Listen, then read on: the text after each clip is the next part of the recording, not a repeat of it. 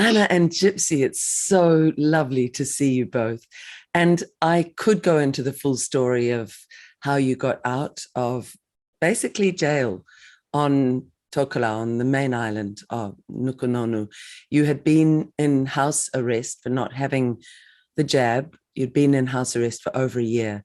And we did lots of interviews, and we'll attach those underneath here. But I want this to be a joyous interview. How does it feel? How does it feel to you, Jipsy? Let's start with you, to be out of jail, to be able to wander wherever you like as a beautiful 16-year-old, just at the beginning of your life, your adult life. Feels amazing. Yeah, just happy to be out. And when you were in that prolonged lockdown, have you got a description of what that felt like, to get up every day because you'd said no to something inside your body, and to know that you could only go as far as those four walls of your house or around the boundary of your little garden? For a young one, just describe that sense.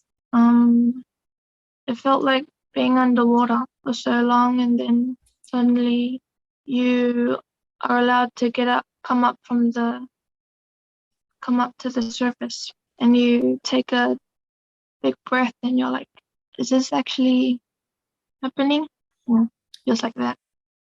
It's such a powerful description, Anna. What was it like for you when you first knew, I can walk wherever I want on this, albeit small atoll, but I can go wherever I want? I was scared, but relieved more. So knowing that there was no bars, there was no restrictions on being able to go where I would like. Yeah. It's one thing to be in jail for really hurting another human being and knowing that there is a sense of deserved punishment. It's quite another to be in jail for having shown courage, Anna. Quite another thing. And you never deserved that. Neither of you ever deserved to be locked down for showing the courage to say no to a medical procedure. Have the islanders, Anna, been kinder? I know that there are some lovely stories from the last days, or the last weeks really, where some turned up and brought food. But when you're out and about, are they being kinder to you? I haven't been out and about as much as Mahelino, and so I couldn't really say. It's relevant to New Zealand as well, because there's so much hurt from the way this has been managed.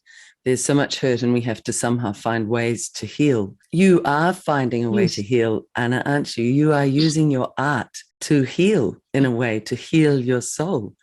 Tell us about that, because there's a part of your art which is produced on an iPad, and that iPad we could pay for because enough Kiwis donated money to the Mahelino and Anna and Jipsy and Kaloi family, to the Patelesios. So we had enough money to put together a new iPad and send it to you. What has that meant to you? And here I want to thank every Kiwi who donated, every single one of you. It's bringing Anna great healing joy.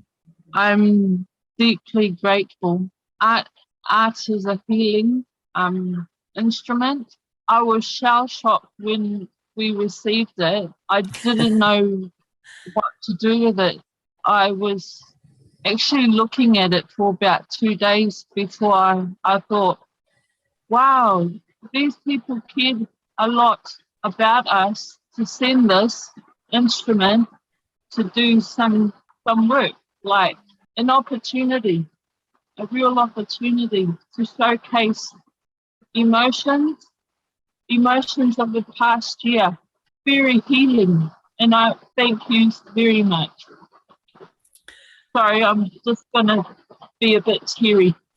Well, you were right, Anna. So many Kiwis care about your family and want to know that you're okay. And we will talk about that in a moment. Where I want to focus is that art is beautiful. And we're looking at ways that we can get it sold, so that will bring you funds, so that you will then have more freedom to get off the island if you want to. Tell us, Jipsy, from your perspective, what it was like after a year of seeing your mum so sad, seeing her start to do her art, and that joy, that light. When Anna talks about her art, a light comes on in her eyes, doesn't it? So she's very relieved now. She can do the thing she loves most. It would calm her down when she's stressed. I think probably she loves that third or fourth the most after her children. Jipsy, are you thinking of ways to help that art get out into the world? Is that something you mentioned to me? I'd like to find a way. Yes. Tell us a bit more about that. I'm planning to make a website for her and for her artwork. Yeah, that's my plan. I'm going to ask quite a personal question. Are funds difficult right now? Is it hard for you with monies to be able to make choices because of this long punishment from the New Zealand government, keeping you locked down for a year? Yeah, we were doing okay. And then just like everyone else in the same situation, in a way, that was taken away. So we're not struggling, but to be able to get the children away,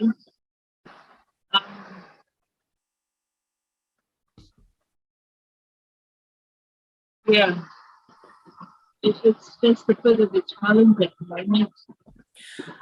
Anna, I really relate to your dignity. I find it really hard to ask myself for financial help after a year of doing this work. I find it very hard to ask for help, and I suspect you're doing the same. I've spoken to our friend Tracy in New Zealand. She's a very close friend of yours, and despite your dignity, I know that financially it's really difficult for your family, and you have such a dignity, Anna. I'm going to ask every Kiwi, please, to put in $5, 10, 20, 50, if you can afford 100, whatever you can afford at the end of this video, to help this family to be able to make choices to get off the island if they need to. No other family has been in the position of you. Well, perhaps in China they might be, but in the position of you as a New Zealand citizen and been locked down for over a year.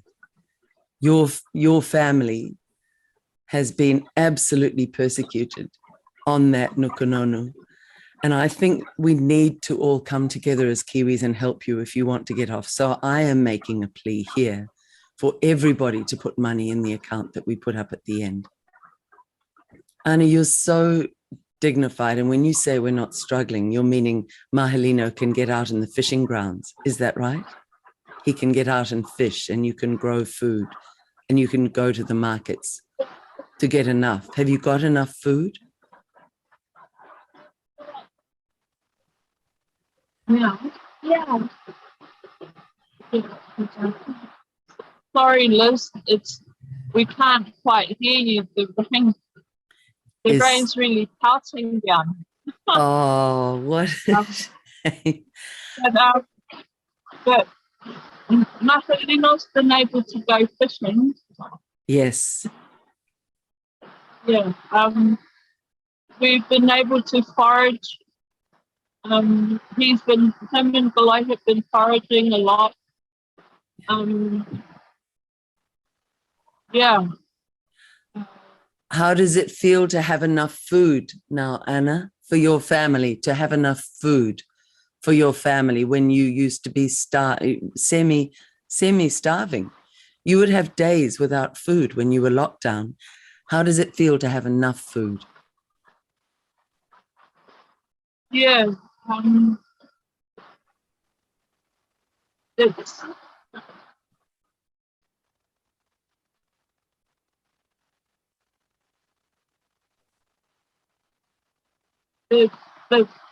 the family here didn't realize how much we were struggling because they didn't.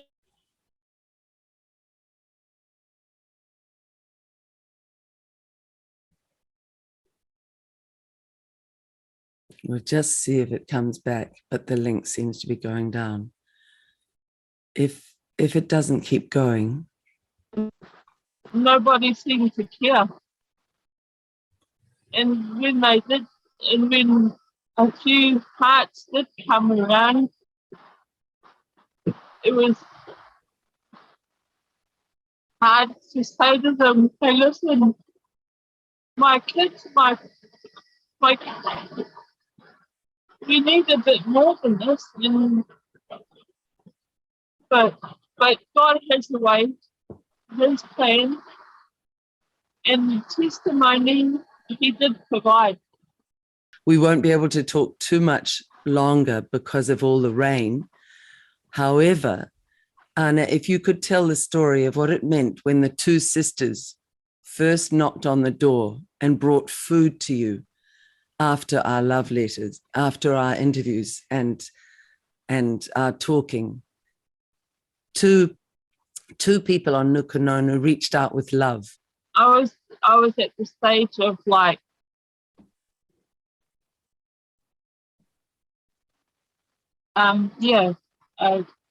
grieving. I was still in the state of grieving about everything that was happening. And then that particular morning, there was a knock on the door. I wasn't thinking anything of it, but surprised that there was a knock on the door. Opened the door, and there was this 5 foot something, 5 foot size person with the biggest grin on her face and holding 2 passes in her hands. She